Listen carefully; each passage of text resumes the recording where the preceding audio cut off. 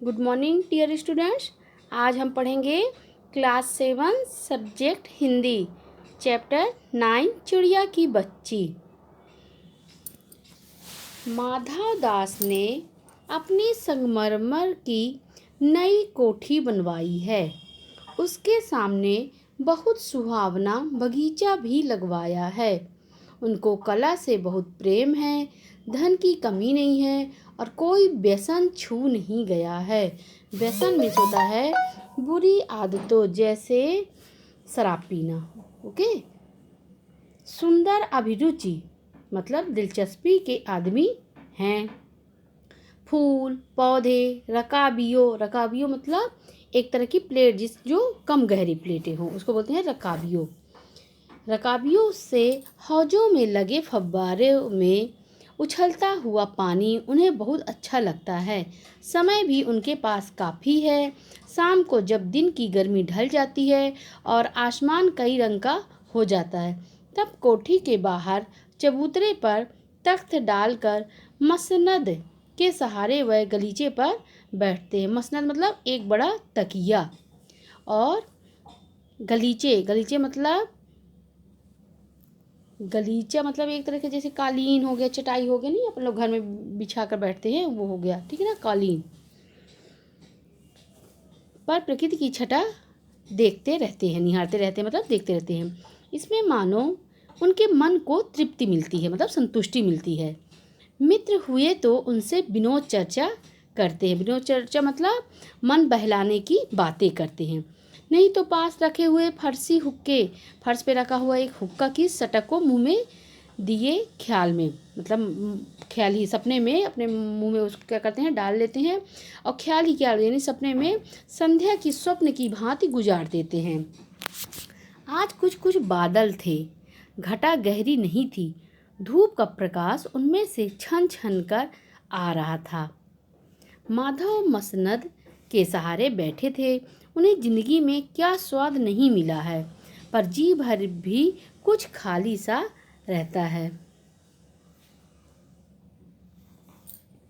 उस दिन संध्या समय उनके देखते देखते सामने की गुलाब की डाली पर एक चिड़िया आन बैठी मतलब आकर बैठी। चिड़िया बहुत सुंदर थी। उसकी गर्दन लाल थी और गुलाबी होते होते किनारों पर जरा जरा नीली पड़ गई थी।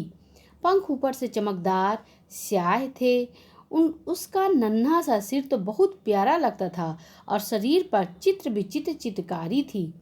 चिड़िया को मानो माधव दास की सत्ता का कुछ पता नहीं था और मानो तनिक देर का आराम भी उसे नहीं चाहिए था। कभी पर हिलाती थी, कभी फुदकती थी। वह खूब खुश मालूम होती थी। अपनी नन्ही सी चोंच से प्यारी प्यारी आवाज़ निकाल रही थी। माधव दास को वह चिड़िया बड़ी मनमानी लगी। उसकी स्वच्छंदता यानी आज़ादी बड़ी प्यारी जान पड़ती थी। कुछ देर बाद वह उस चिड़िया का इस डाल से उस डाल पे थिरकना देखते रहे। इस समय वह अपना बहुत कुछ भूल गए।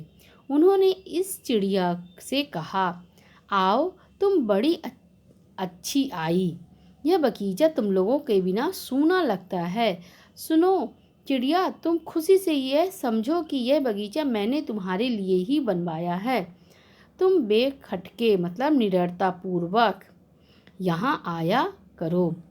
चिड़िया पहले तो असावधान रही, फिर जानकर कि बात उससे की जा रही है वह एकाएक तो घबराई, फिर संकोच को जीत कर बोली, मुझे मालूम नहीं था कि यह बगीचा आपका है। मैं अभी चली जाती हूँ। पल भर सांस लेने मैं यहाँ टिक गई थी। माधव दास ने कहा, हाँ बगीचा तो मेरा है, यह संगमरमर की कोठी भी मेरी है, लेकिन इस सब को तुम अपना ही समझ सकती हो। सब कुछ तुम्हारा है। तुम कैसी भोली हो, कैसी प्यारी हो। जाओ नहीं बैठो, मेरा मन तुमसे बहुत खुश होता है। जाओ नहीं बैठो, मेरा मन तुमसे बहुत खुश होता है। चिड़िया बहुत कुछ संकुचा गई।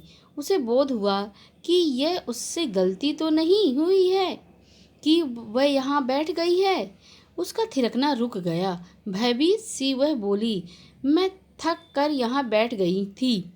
मैं अभी चली जाऊंगी। बगीचा आपका है, मुझे माफ करें।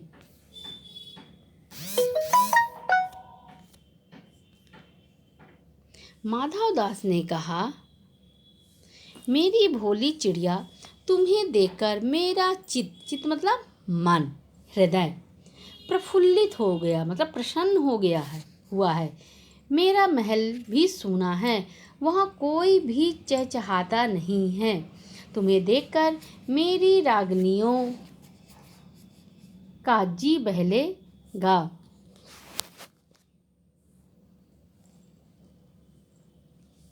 तुम कैसी प्यारी हो, यहाँ ही तुम क्यों ना रहो। चिड़िया बोली, मैं माँ के पास जा रही हूँ। सूरज की धूप खाने और हवा से खेलने और फूलों से बात करने मैं जरा घर से उड़ आई थी। अब सांझ हो गई है, सांझ मतलब शाम हो गई है, और माँ के पास जा रही हूँ। अभी अभी मैं चली जा रही हूँ, आप सोच ना करें। माधवदास ने कहा, प्यारी चिड़िया, पगली मत बनो। देखो तुम्हारे चारों तरफ कैसी बहार है। देखो वह पानी खेल रहा है, उधर गुलाब हंस रहा है।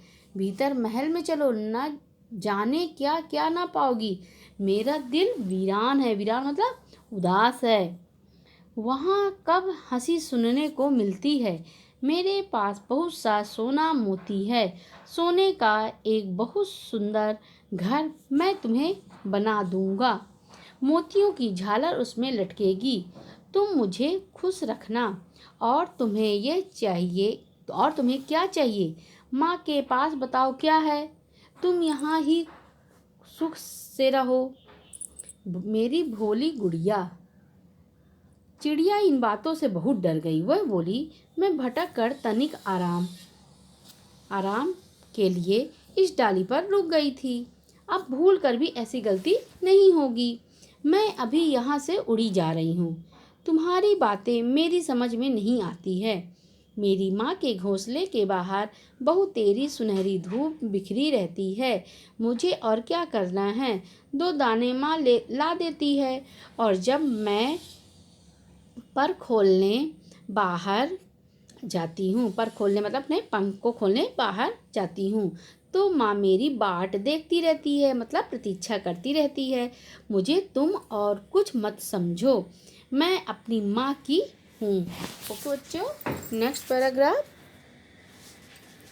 नेक्स्ट वीडियो में। Thank you.